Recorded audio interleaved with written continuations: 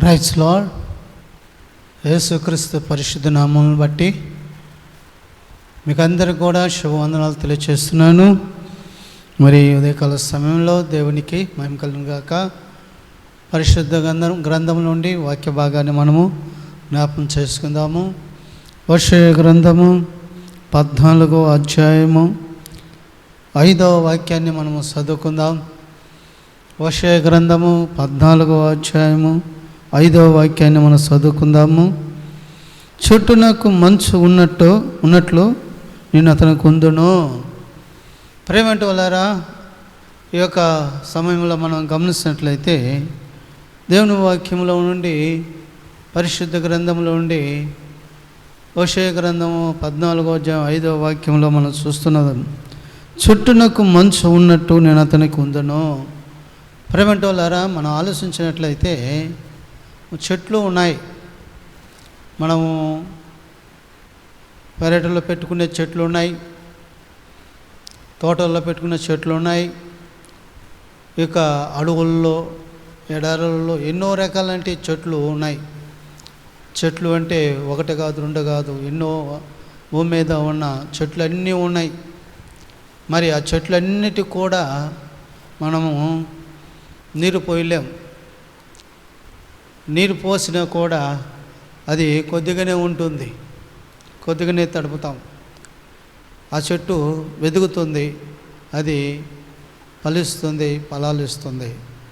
మరి ప్రతి చెట్టును మనం చూడగలుగుతున్నాం. అయితే ప్రేమంటులు మనం చూసినట్లయితే ఇక్కడ దేవుడు ఏం సెలవిస్తున్నాడంటే, చెట్టునకు మంచు ఉన్నట్లు నేను అతనికి ఉందను. చెట్టుకు మంచు ఎట్లా ఉంటుందో, మంచు ఉంటే ఆ చెట్టు, అది ఆ మంచు అంతా ఆ చెట్టులో ఉన్నంటే ఆ ఆకుల్లో నుంచి దిగి కొమ్మలోకి దిగి అది ఏరుల్లోకి వెళ్ళి అది మరి ఏరులో ఉన్నట్టు దానికి సారం ఇస్తుంది, నీరుని ఇస్తుంది.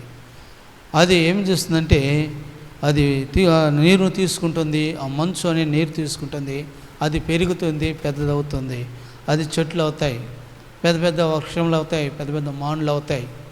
అందుకే చెట్టునకు మంచు ఉన్నట్లు అన్న మనం చూస్తున్నాం. చెట్టుకు ఎంత మంచు ఉంటుందో అంత ఆ చెట్టు బలంగా పెరుగుతూ వస్తుంది. అది ప్రతి చెట్టు కూడా దేవుడు ఇచ్చిందే, మనుషులు ఇచ్చేది కాదు, అది దేవుడు ఇచ్చింది. కాబట్టి దేవుడు ఆ చెట్టుకు మంచు ఇచ్చినట్లుగా, అయితే మరి ఇక్కడ చెప్తున్నాడు, ఉన్నట్లు నేను అతనికి ఉందును. చెట్టుకు మంచు ఎలాగ ఉంటుందో అలాగే నేను కూడా మీకు అలాగే ఉందును అంటున్నాడు. ఒక చెట్టుకు మంచు ఎంత అవసరమో, ఎంతగా ఉంటుందో అది దేవుడు ఇస్తున్నాడో, అలాగే నా జీవితంలో కూడా అలాగే ఏముంటున్నాడు, నేను అతనికి ఉందును. ఆ చెట్టుకు మంచు ఇస్తున్నట్టుగా నీకు కూడా ఉందును. నీకు కూడా నీ జీవితంలో నువ్వు ఫలించి అభివృద్ధి చెంది మరి జీవితంలో అది అభివృద్ధి చెందే విధానాన్ని బట్టి దేవుడు నీకు నేను ఉందును అంటున్నాడు. అవును, దేవుడు నీకు ఉండబట్టే ఈరోజు నువ్వు ప్రాణముతో ఆరోగ్యంతో దేవుడు నిన్ను ఉదయకాలం లేపి సజీవునిగా చేసి నిన్ను నిలబెట్టి ఉన్నాడు. అది గొప్ప విషయము. చెట్టుకు మంచు ఎలాగుంటుందో నేను అతనికి ఉందు నేను అంటున్నాడు. అవును, ఈరోజు దేవుడు మనల్ని కొద్దిసేపుగా ఎడబాస్తే నువ్వు నేను జీవించలేం, నువ్వు నేను బ్రతకలేం. కాబట్టి ఈరోజు దేవుడు చెట్టునకు మంచు ఎలాగుండ నేను అతనికి ఉందు, మనకు ఆయన ఉండబట్టి మన ఆ జీవితాలలో ఆధ్యాత్మికంగా మనము సారం పీల్చుకుంటున్నాం, శక్తి పొందుకుంటున్నాం, ఆధ్యాత్మికంగా మనం బలపడుతూ మరి జీవిస్తున్నాం. ఈ లోకంలో అన్ని విధాలా కూడా మనల్ని దేవుళ్ళు జీవిస్తున్నాం, ఈ లోకంలో జీవిస్తున్నాం.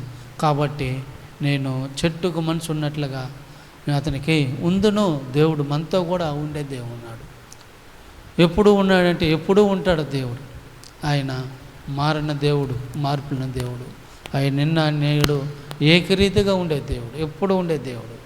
మలాకీ గ్రంథం 3వ అధ్యాయం 6వ వాక్యంలో ఉంది, యెహోవాను నేను మార్పు లేని వాడను, యెహోవాను నేను మార్పు లేనివాడు, నేను మారితే మీరు లయమైపోతారు. అవును, దేవుడు ఎప్పుడు మారాడండి.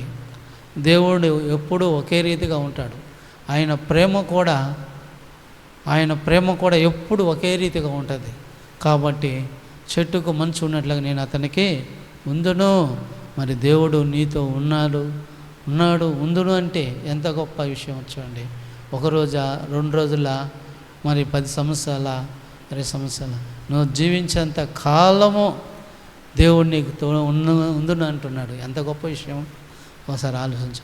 మరి దేవుడు నీతో ఉన్నప్పుడు నువ్వు కూడా ఆలోచించుకో.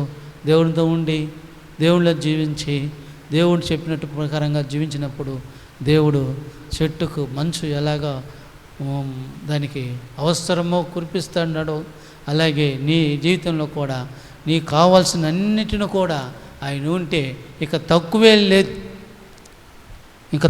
లేదు, అన్నీ ఉన్నట్టే. ఇంకా చెట్టుకు మంచు ఎలాగుంటే అది ఎదుగుతుందో ఫలిస్తుందో, అలాగే యేసయ్య దేవుడు నీతో ఉందంటే నీతో ఉంటే ఇక నీకు ఏది డోకాలు లేదు, నీకు ఏది కరువు లేదు, నీకేది కష్టం లేదు, నష్టం లేదు. అన్నీ నీతో కూడా ఉన్నట్టే, నీలో ఉన్నట్టే. కాబట్టి నీ ఇంట్లో ఉన్నట్టే, నీ జీవితంలో ఉన్నట్టే. కాబట్టి ఉదయకాల సమయంలో యేసు ప్రభుని నమ్మి ఆయన మాటల్లో ఆయనలో జీవించినప్పుడు మనతో కూడా ఆయన ఉందని చెప్పి దేవుడు చదివిస్తున్నాడు. నమ్మిన వారు తల వంచండి, ప్రార్థన చేసుకుందాం. ప్రేమ నమ్మకమైన తండ్రి, మహాగణుడా యేసయ్య, నీకు స్తోత్రంలో ఉన్న వాక్యాన్ని స్థిరపరచండి, బలపరచండి. అనేక మంది రక్షించబడడానికి మీ సిలువ కార్యం చేయమని, అయినా సాతాను శక్తులను లయపరిచి మహిమ ఘనత మీరే పొందుకోమని యేసయ్య నామమున ప్రార్థిస్తున్నాను తండ్రి. ఆమేన్.